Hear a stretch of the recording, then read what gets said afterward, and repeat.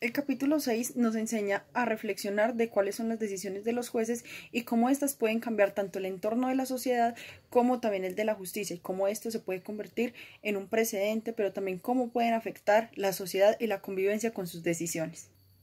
Además, nos muestra cómo podemos analizar el concepto de justicia, el cual es fundamental para una convivencia y una población totalmente sana y nueva. Además, este capítulo nos enseña cómo los jueces siempre buscan tomar la mejor decisión, apegados tanto a las leyes como a las situaciones que se viven en la sociedad día a día. Esto quiere decir que los jueces buscan que siempre sus decisiones estén apegados a algo más que la ley. Aunque la ley es un precedente judicial, se busca que estos tengan un nuevo enfoque al momento de tomar sus decisiones en la sentencia. Este capítulo nos enseña que aunque a veces nuestros jueces también tengan dificultades para tomar sus decisiones, siempre los jueces van a buscar la mejor manera de tomar las decisiones para que los ciudadanos tengan una nueva fe en la administración de justicia y siempre piensen que la administración de justicia va a tomar la mejor decisión para sus casos en particular. Además que nuestros jueces siempre y todos los días se encuentran tanto en un crecimiento personal como intelectual, dado que siempre tienen que tener muy en cuenta tanto su precedente judicial como las decisiones que van a tomar, dadas las situaciones que se les presentan día a día. Pero también en este capítulo nos enseñan a reflexionar cómo nosotros como sociedad siempre tenemos que estar al tanto de las decisiones que se toman en nuestro sistema judicial, siempre y cuando nos competan o podamos obtener información de ellas que nos puedan servir para nuestro día a día. Aunque los jueces juegan un papel fundamental en nuestro ordenamiento jurídico, nosotros como población también lo jugamos, ya que nosotros debemos apoyarlos en lo que más podamos para que la toma de decisiones sea muchísimo más fácil, ya que como los jueces en constante momento están en cambios, nosotros como sociedad también debemos de estarlo. Así como las decisiones de los jueces hacen que nuestra sociedad cambie, nosotros debemos adaptarnos a estos cambios, ya que pueden ser para mejor o para peor, pero siempre nuestro ordenamiento jurídico busca que esas decisiones sean para mejor. Por esto los jueces buscan y creen que sus decisiones están siendo tomadas de la mejor manera para que no afecte a nuestro ordenamiento jurídico ni a nuestro país. Por esto, la sociedad tiene que estar muy ligada con las decisiones de los jueces para poder seguir siendo una población que viva en paz, en convivencia y sanamente. Bueno, argumentos legítimos. La analogía entre caso nuevo y precedente aparentemente aplicable. Este tema trata sobre un juez que rechaza la aplicación de un precedente, un nuevo caso, argumentando que aunque a primera vista el precedente parezca aplicable, existen diferencias sustanciales entre ambos casos de la justificación, que justifican una solución distinta. La analogía se refiere a la diferencia que permite la distinción, aun cuando el precedente sea aparentemente similar. Bueno, también vamos a hablar de segunda técnica legítima de interpretación del precedente. Este es el punto 6. Bueno, la destinación entre ratio decidendi y obiter dictum. Esta técnica se refiere a cómo los jueces pueden interpretar y aplicar un precedente diferenciado entre la ratio decidendi, la razón fundamental detrás de la decisión, y el obiter dictum, comentarios o ideas adicionales no esenciales para la resolución del caso. La ratio decidendi tiene fuerza vinculante, mientras que la obiter dictum no. Bueno, también vamos, pues ya pasando a otro punto. El punto es el 6.1. Son dos visiones sobre la distinción entre ratio decidendi y obiter dictum. Hay dos enfoques principales, fijos. Uno más formalista, que distingue de manera clara entre ambos conceptos, y otro más flexible, que permite considerar el contexto y los efectos prácticos de ambos elementos al momento de interpretar un precedente. Eso es lo que nos señala este gran libro en ese capítulo, en este subtítulo que nos habla también. Vamos a hablar sobre el 6.2, que es la teoría de la ratio decidendi y su recepción en Colombia. Bueno, en Colombia la teoría de ratio decidendi ha sido adoptada y aplicada en la jurisprudencia, aunque con ciertas adaptaciones propias del sistema legal colombiano. O sea, el sistema legal colombiano suministró eso, pero pues ya no siempre este sistema. El concepto se utiliza para identificar la parte de la decisión judicial que establece el principio general que debe ser seguido en casos futuros, distinguiéndola de los comentarios no vinculantes. El precedente judicial característico del sistema Common Law es una herramienta esencial que nos facilita garantizar la estabilidad y coherencia de lo que es el derecho. Sin embargo, Cappelletti señala que esta estabilidad no debe convertirse en un obstáculo para la evolución jurídica, cosa que se puede ver hoy en día. Por ello, introduce el concepto que es lo del manejo del precedente, como una tarea interpretativa que todos los jueces realizan para ajustar, confirmar o modificar decisiones que ya se encuentran anteriormente pactadas. Acá podemos encontrar algunas características de lo que es el precedente judicial. Pero si nos vamos una por una, podemos destacar que la tercera es la más comprometida como con decisiones que no son muy factibles ni que muchas personas están de acuerdo con ella. Esto debido que implica abandonar o modificar precedentes previos, pero que se puede ver como una desestabilidad en lo que es el principio de una estabilidad jurídica adecuada. Esta técnica se califica como circunstancialmente legítima, porque reconoce que, aunque el respeto al precedente judicial es fundamental para una seguridad jurídica adecuada, existen algunas circunstancias que justifican el cambio que pueda encontrarse en una jurisprudencia. Este cambio no es arbitrario ni frecuente, sino que debe estar motivado por algunas conductas previas y que que se note de lejos que se necesite y tenga la necesidad de abandonar decisiones previas en favor de unas nuevas interpretaciones.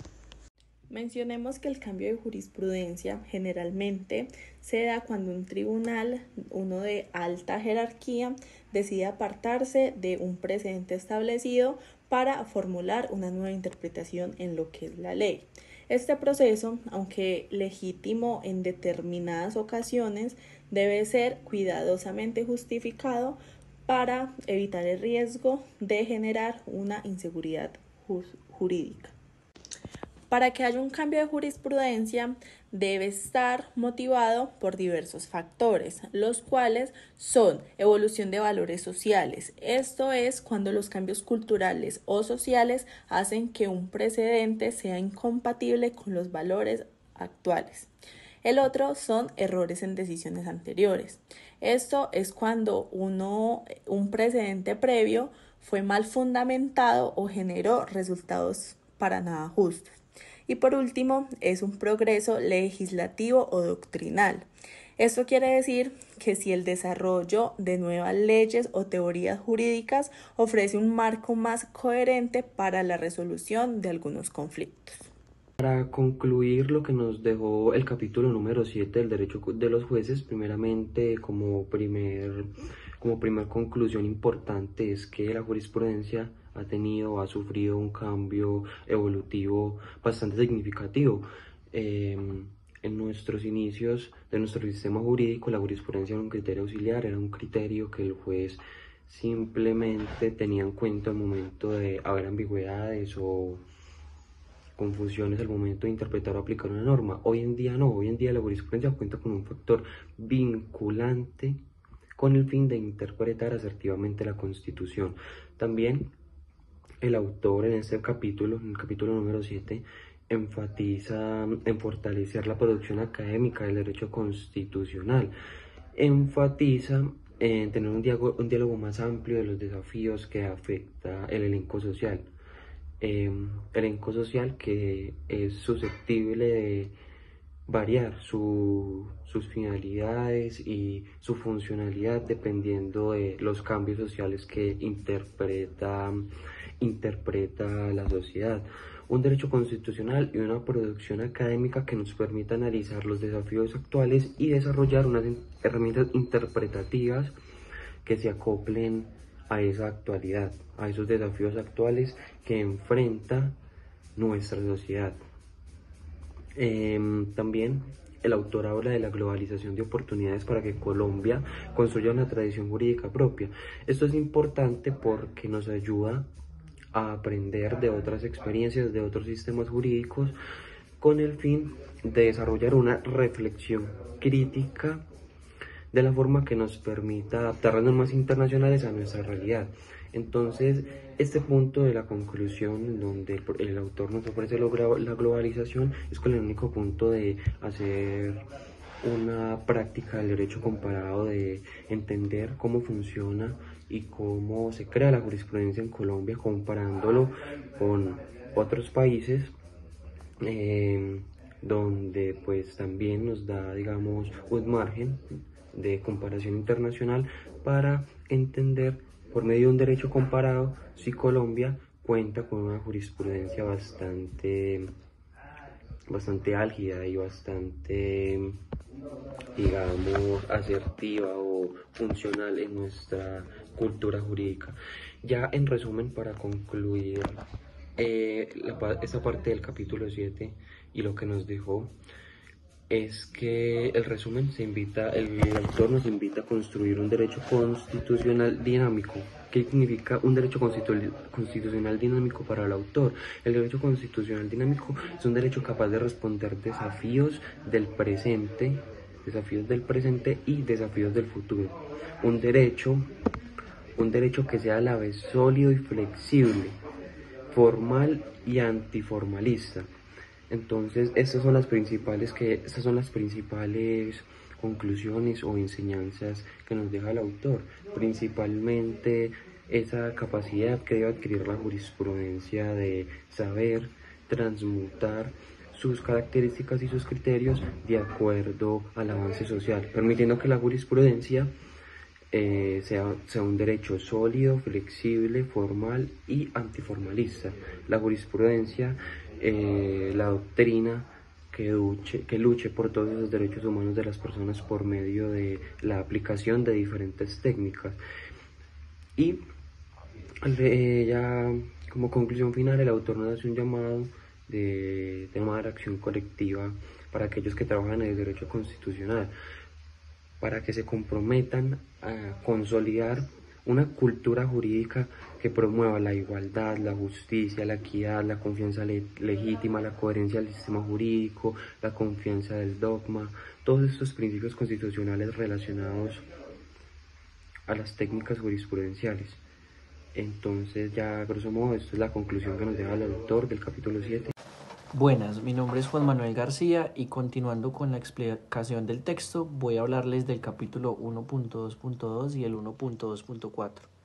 La Constitución del 91 transformó el derecho colombiano al introducir la acción de tutela, un mecanismo que fue clave para proteger los derechos fundamentales, especialmente de los sectores más vulnerables. Este cambio pudo romper con el formalismo jurídico tradicional que se entendía que el derecho era un conjunto rígido de normas y obligó a los jueces a asumir un rol un poco más activo en la construcción de la justicia. La Corte Constitucional lideró esa transformación, adaptando el sistema jurídico a las necesidades reales de la sociedad, y esto ayudó a que se consolidara un enfoque más dinámico y más humano. Sin embargo, este avance trae muchos desafíos. Un uso excesivo o desorganizado de la tutela puede trivializar los derechos. Por ello, es posible decir que es esencial fortalecer el sistema de precedentes judiciales, garantizando decisiones claras y también muy coherentes que generen confianza en nuestro país. En resumen, pues podríamos decir que la Constitución de 1991 amplió el acceso a la justicia y también pudo redefinir el papel del juez, pero el reto sigue siendo equilibrar la garantía de derechos con solidez y la estructura del sistema jurídico que verdaderamente merecemos. Buenas noches, yo soy Nicolás Loaiza Espina. La noche de hoy les voy a hablar sobre el capítulo 7 del libro del derecho de los jueces, capítulo que abarca en específico el tema de la intuición de la decisión judicial en su impacto en la práctica jurídica. Este enfoque, aunque polémico, plantea ideas interesantes sobre cómo los jueces toman decisiones y cómo el derecho debería adaptarse a la vida real. Para esto pues les tengo 4 planteamientos a la hora de desglosar todo este tema. El primero es, ¿qué es la intuición judicial? La intuición judicial, como lo propone Joseph Hutcherson, es esa corazonada que le permite a los jueces encontrar soluciones más humanas y ajustadas a los casos en concreto. Es comparable con las intuiciones iniciales que sentían los científicos al formular hipótesis antes de verificar su validez. Según él, esa intuición es clave en profesiones donde la incertidumbre es alta, como en la judicatura, porque conecta con lo emocional y con lo racional al mismo tiempo. En segundo lugar, tenemos la influencia filosófica y el debate teórico. Esta teoría no solo la respalda él, sino que también la respalda Henry Bergson, Jenny y otros filósofos que respaldan la idea de la justicia y la equidad. Muchas veces nacen de un conocimiento no racional. Y en la filosofía y la ética, estas instituciones han sido ampliamente exploradas, pero su aceptación en el derecho ha sido limitada. En esencia, la intuición abre paso a la justicia más equitativa frente a las limitaciones del formalismo legal. Tercero, tenemos la pasionalidad en la figura del juez. La teoría realista define al juez alejándolo de la imagen tradicional de la imparcialidad fría. Según este enfoque, el juez no aplica reglas preexistentes, sino que debe investigar apasionadamente el caso para alcanzar una solución justa. Esto implica aceptar que los jueces son humanos influenciados por sus emociones, experiencias y hasta sus prejuicios. Max Rhein incluso sugiere que la imparcialidad absoluta es un mito. Y cuarto, reformismo y realismo jurídico. El realismo jurídico tuvo gran impacto en Estados Unidos y buscó humanizar el derecho al incorporar elementos como la psicología y la sociología en la interpretación judicial. Aunque esta corriente mostró limitaciones de las fuentes tradicionales de derecho como la ley y la jurisprudencia, su impacto en América Latina, incluido Colombia, fue limitado. Aún así, el debate que generó sigue siendo relevante para cuestionar la rigidez y el positivismo legal. Y pues ya a modo de cierre, en conclusión, la intuición judicial nos recuerda que el derecho no es solo un conjunto de reglas rígidas, sino que también es un ejercicio que hacemos como humanos que debe adaptarse a las necesidades cambiantes de la sociedad de hoy en día. Es un llamado a reconocer la dimensión pasional y contextual de la justicia para lograr decisiones que no solo sean legales, sino que también puedan llegar a ser equitativas y justas. Gracias. El derecho constitucional en Colombia refleja un proceso de tensión entre el positivismo jurídico tradicional y nuevas perspectivas más humanistas. Históricamente, el sistema se basa en la rigidez de normas legales, con una clara separación entre el derecho moral, inspirado en modelos europeos. Sin embargo, con la Constitución de 1991 surgió un movimiento reformista que busca integrar valores como la justicia social y la equidad, dando mayor protagonismo al precedente constitucional. Uno de los cambios más significativos fue la creación de la acción de tutela, un mecanismo que permitió a los ciudadanos defender sus derechos fundamentales de manera directa y efectiva. Este avance marcó un contraste con la rigidez del sistema tradicional que privilegiaba la seguridad jurídica sobre la justicia sustantiva. A pesar del avance, el nuevo derecho ha enfrentado desafíos. Por un lado, persiste la resistencia dentro de los sectores tradicionales del sistema jurídico más inclinados al formalismo. Por otro lado, factores prácticos como el acceso limitado a los precedentes por parte de los jueces en Providencia han dificultado la implementación completa de estas reformas. El reto para el derecho constitucional colombiano prácticamente es encontrar un equilibrio entre las estructuras flexibles y la flexibilidad. Esto implica la fortaleza académica jurídica, promueve un sistema de precedentes accesibles y fomenta un derecho que no solo sea técnicamente sólido, sino que responda a las necesidades sociales. De esta forma, el derecho puede convertirse en una herramienta de transformación social, más allá de una simple técnica de regulación.